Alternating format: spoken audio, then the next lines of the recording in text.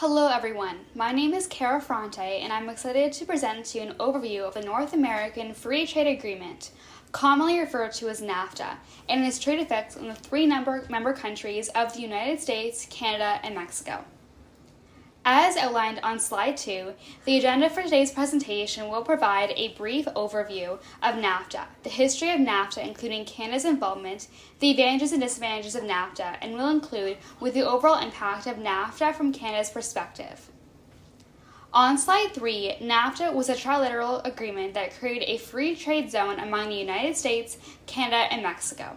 It was signed on December 17, 1992 by President George H.W. Bush of the United States, Prime Minister Brian Mulroney of Canada, and President Carlos Salinas de Gortari of Mexico.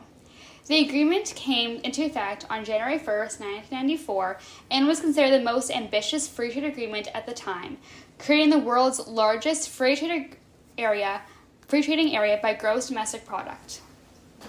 On slide 4, there were several economic and political factors throughout the 1980s and early 1990s led to the signing of NAFTA. The concept of a North American Free Trade Zone was introduced by U.S. President Ronald Reagan during his 1980 presidential campaign. However, both Canada and Mexico were cautious given the significantly larger size of the U.S. economy and the United States' substantial global power and influence. Canada's involvement in NAFTA began with the signing of the U.S.-Canada Free Trade Agreement in 1987, which came into effect on January 1, 1989. A key political movement in Canadian history was the debate over the Free Trade Agreement, which faced strong opposition from key political parties, namely the Liberal Party and the New Democratic Party, as well as concern from labor unions, industry, and the general public. The Free Trade Agreement became the central issue in Canada's 1988 election, with Prime Minister Brian Mulroney, who championed the idea, versus John Turner, who was the Liberal Party leader who promised to cancel the Free Trade Agreement if he was elected. Although the majority of Canadians voted against free trade, votes were still among the Liberal Party and New Democratic Party, which resulted in the Progressive Conservative Party winning a second majority government. With Prime Minister Brian Mulroney's successful re-election, the Canadian Parliament ratified the U.S.-Canada Free Trade Agreement in December 1988 and became effective on January 1, 1989. On slide 5, following Mexico's debt crisis in 1982, the country implemented a series of trade reforms in the mid-1980s to open its economy and joined the General Agreement on Tariffs and Trade in 1986. Despite these reforms, international investors remained doubtful about the stability of the Mexican government, leading President Carlos Salinas to propose a free trade agreement with the United States. For Mexico, the agreement would permanently solidify its open market reforms and boost investor confidence, leading to increased foreign investment and economic growth for Mexico. While Canada did not initially participate in the U.S.-Mexico talks, Canadian Prime Minister Brian Mulroney ultimately decided to join the negotiations to influence the outcome and avoid a bilateral deal between the United States and Mexico that could potentially be harmful to Canadian economic interests. On slide 6, the goal of NAFTA was to encourage economic activity and investment across the United States, Canada, and Mexico, with the following key objectives. Elimination of trade barriers. NAFTA aimed to eliminate tariffs and other trade restrictions, encouraging the cross-border movement of goods and services. This benefited consumers and businesses by lowering costs and providing greater access to a variety of products. Promotion of trade and investment. By eliminating trade barriers and providing a stable economic trading environment, NAFTA encouraged significant investment opportunities across the three countries.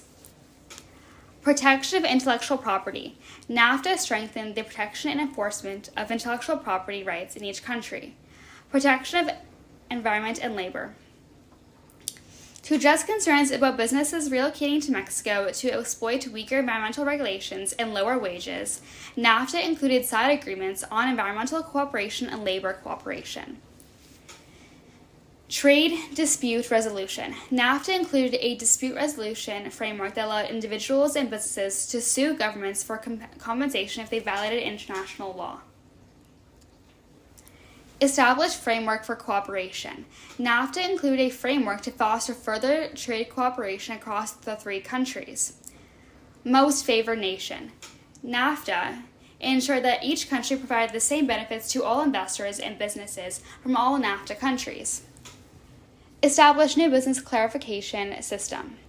NAFTA introduced the North American Industry Classification System to facilitate easier comparison of business activity across North America. On slide 8, most economics agree that free trade generally encourages economic growth and provides many positive benefits among trading partners. The key advantages of NAFTA include increased economic growth. NAFTA reduced and eliminated trade barriers, stimulating economic growth. Trade between Canada, the United States, and Mexico increased by more than $800 million to $1.1 trillion in 2016. Increased trade and job growth. NAFTA created new jobs and increased exports. For instance, the U.S. Chamber of Commerce estimated that NAFTA created 5 million jobs in the United States alone. Lower consumer prices. Consumers benefited from more affordable options through lower prices of imported goods. For example, the cost of U.S. imported oil from Mexico declined, leading to lower gas prices and transportation costs. Increased foreign direct investment. NAFTA attracted more foreign direct investment, leading to new employment opportunities and infrastructure investments. Lowered costs for government spending. Government procurement contracts became available to businesses in all 3 countries, increasing competition and lowering costs for government spending.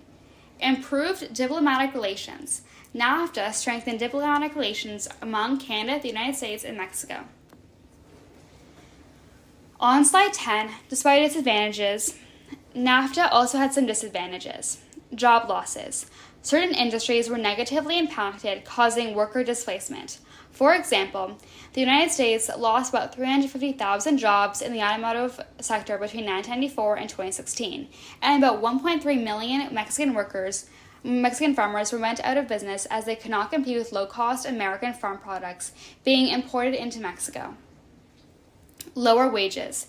Businesses adopted strategies to discourage workers from joining unions and use the threat of relocation to Mexico to extract wage concessions from their workforce. Lower working and environmental conditions. Governments faced pressure to reduce regulations to remain competitive, leading to unsatisfactory working conditions and environmental exploitation. On slide 11, in summary, NAFTA represented a milestone achievement as a free trade agreement that reshaped North America's economic landscape. Although it had disadvantages such as job displacement and lowering labor and environmental standards, NAFTA generally had a material and net beneficial impact on each country. NAFTA has generated economic growth and rising standards of living for the people of all 3 member countries. One of the key economic impacts of NAFTA has been the development of regional supply chains across North America, with businesses reorganizing their production plants to the most efficient locations. The North American automotive sector is an example of this highly integrated supply chain network. From the Canadian perspective, Global Affairs Canada said in 2018 that by strengthening the rules and procedures governing trade and investment, NAFTA has proven to be a solid foundation for building Canada's future prosperity. Thank you for your attention, and I'm happy to answer any questions you may have.